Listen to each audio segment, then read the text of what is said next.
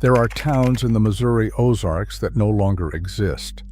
Not ghost towns in the romantic sense, not places that faded slowly while people drifted away for better opportunities somewhere else.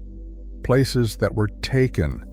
Communities with courthouses and schools and churches and families who had lived there for generations, removed to make room for something that someone with money and power decided the land was better suited for. Most people who live in the Ozarks today have never heard of these places. They are not in the history books that Missouri schools use. They do not appear on any map you can buy. The only evidence that they existed at all is a cemetery here, a relocated church bell there, and the particular kind of silence that settles over a place where people used to live and no longer do. Understanding what happened to those towns is the only way to understand what is happening to the Ozarks right now. Because the towns that are disappearing today are not disappearing differently. They are disappearing through the same mechanism at a faster pace, with less noise and less resistance than the towns that came before them. This is what the Ozarks looks like when it empties. And this is how close some of the communities still standing are to looking exactly the same way.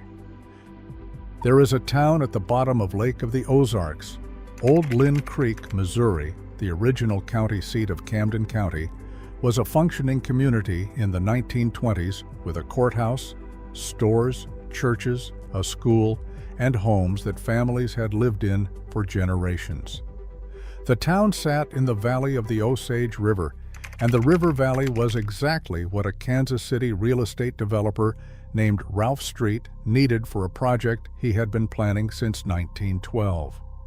Street wanted to dam the Osage River, flood the valley, and create a recreational lake that would supply electricity to St. Louis and generate spectacular shoreline real estate that outside investors could sell to summer visitors from Kansas City, St. Louis, and Chicago. The construction of Bagnell Dam began in 1929. It was complete 2 years later. The people of Old Linn Creek were given notice to leave. Those who owned property received compensation that many described as inadequate. Those who rented received notice and a timeline. The buildings were demolished or simply left to flood. Families that had lived in the valley for generations relocated to higher ground. They dispersed. Community dissolved. The particular accumulation of shared history and mutual knowledge that makes a place a community rather than a location was permanently broken. Today, Old Linn Creek sits under the waters of the upper lake. A popular local legend says that on still days you can sometimes hear the old church bell ringing from below the surface. The bell cannot ring. The church has been underwater for over 90 years, but people say they hear it anyway because there is something about a community that was taken rather than abandoned that stays in the memory of the surrounding region long after the water closes over it. Subscribe right now. Hit the button and the bell. Bloodland, Missouri, no longer exists because the United States Army needed the land. The small Pulaski County community had been established in the late 19th century and functioned as a rural farming and timber settlement through the early 20th. When Fort Leonard Wood was constructed during World War II, the residents of Bloodland were displaced to make room for the military installation. The government needed the land. The residents of Bloodland were not asked whether they wanted to leave. They were given notice and told to go. The buildings that could be moved were moved. The ones that could not were left to be absorbed into the military base. The community that had existed there, the network of relationships and families and shared history, was dispersed across the Ozarks and beyond. What remains today is a single church bell relocated to nearby Waynesville, and decades of rumors among Fort Leonard Wood personnel of hauntings in the training areas where the town once stood. The haunting stories are folklore, but they carry something true in them. the intuition that a place where a community used to be retains something of what it lost, some imprint of the life that was removed from it.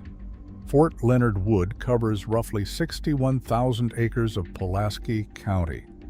Bloodland is a footnote in that acreage. Nobody outside the county remembers it, and most people inside the county have never heard of it either. Bloodland and Old Linn Creek represent the mid-20th century version of Ozarks displacement, government, and corporate power identifying value in Ozarks land and removing the people who lived there to access it.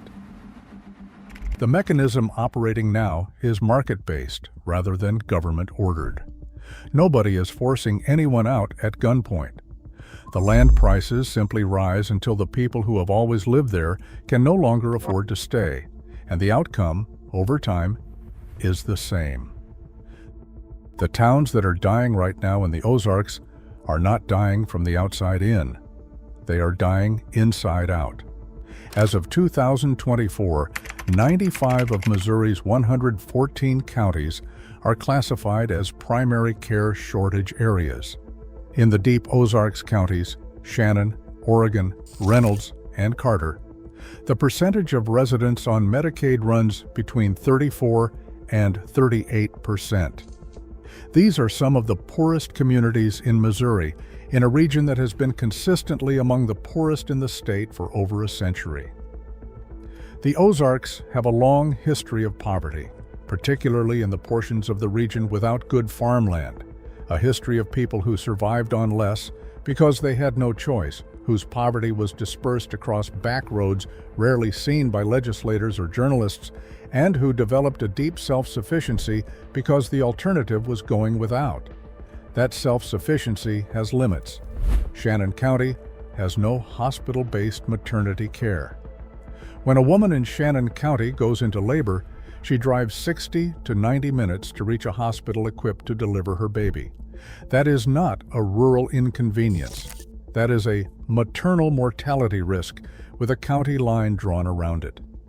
It is the kind of gap between what a community needs to function and what it actually has. A gap that does not register in state economic statistics, but shows up unmistakably in life expectancy and infant mortality data. Since 2014, Missouri has closed 19 hospitals, nearly a dozen of them in rural areas. A 2023 study found that 35% of Missouri's remaining rural hospitals were at serious risk of closure due to financial instability. The Missouri Hospital Association describes rural hospitals as the backbone of their communities, the organization that recruits every doctor, nurse, and medical professional to the region. When the hospital leaves, the doctors leave. When the doctors leave, the young families who need pediatricians leave. When the young families leave, the school loses enrollment. When the school loses enough enrollment, it consolidates with a district 20 miles away or closes entirely. When the school closes, the last practical reason for the next generation to stay has been removed. This sequence has played out in community after community across the rural Ozarks over the past 30 years. It does not happen overnight. But the end state is identical to Old Linn Creek, a place that was a community becomes a place that is a landscape. The church is still standing. The cemetery is still maintained. A few older residents remain because they have nowhere else to go and no reason to leave. But the community, the living, functioning thing that makes a place a town rather than a location, is gone. And once it is gone at that level, it does not come back. Hit the like button. It tells the algorithm this story matters. The Lake of the Ozarks, the same lake that flooded Old Linn Creek to create it, is now the clearest preview of what the land buyout wave means for the Ozarks communities that still exist. The lake was built by outside capital and has been controlled by outside capital since 1931. The people who grew up around it, families whose roots predate the lake itself, the ones researchers call true locals, have watched the shoreline transform around them over 90 years, from a place they lived in to a place other people vacation in. The water ski resort economy replaced the farming economy. The timeshare economy replaced the water ski resort. The Airbnb economy is now replacing what came before. Short-term rental bookings in Missouri surged through 2024. Every house that converts from a permanent residence to a short-term vacation rental removes one unit of housing from the local market and replaces it with a property optimized for visitors rather than neighbors. This matters most not to the people who visit the lake, but to the people who serve it, the teachers, the nurses, the firefighters, the restaurant workers, the maintenance crews, the emergency responders who keep a functioning community operating around the tourist economy. In the Ozarks towns closest to the lake and to Table Rock, the housing that working people can afford is shrinking. Not because anyone declared it gone, because the economics of short-term rental returns make it more profitable to house a stranger for a weekend than to house a teacher for a year.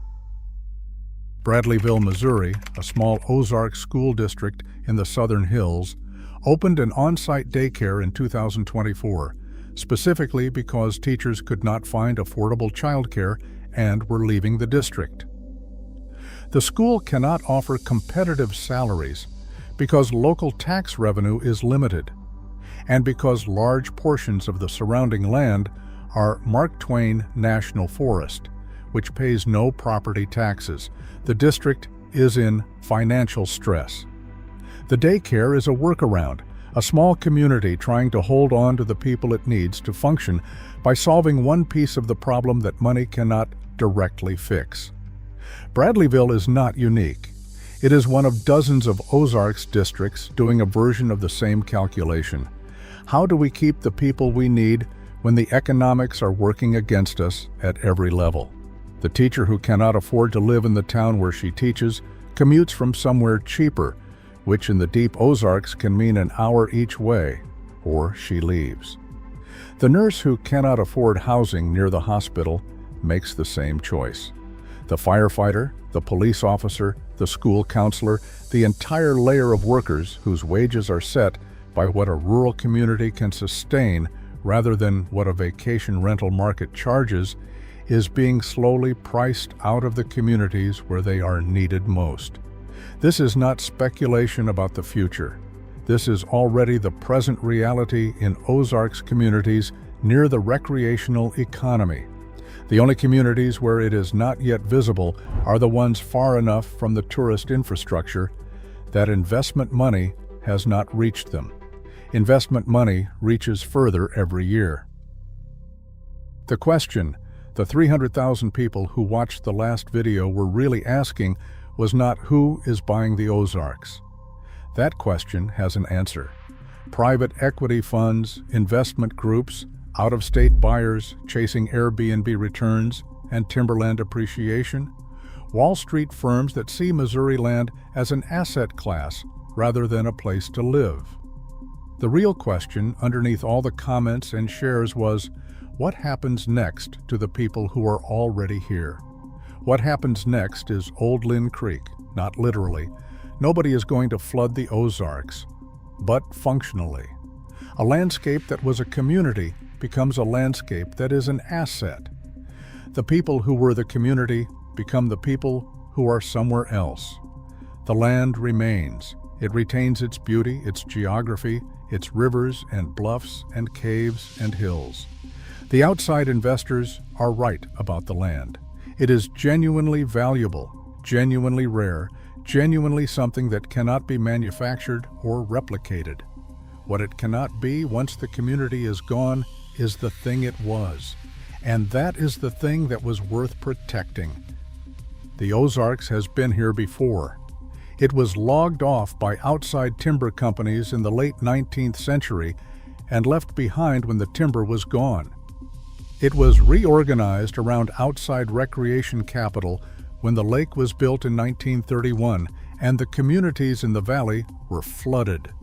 It has been poor long enough that its poverty became part of its character, and that character, the self-sufficiency, the stubborn independence, the particular way the Ozarks holds on to things, is now being repackaged and sold as authentic Ozarks experience to visitors who have no stake in whether the authenticity survives their visit.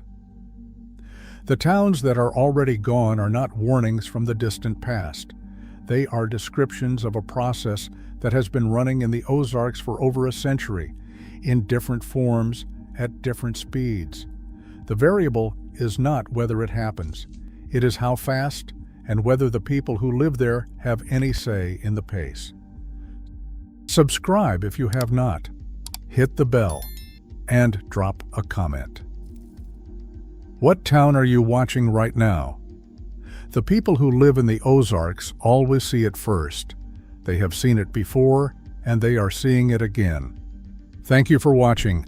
The truth does not shout. It waits for you to look closer.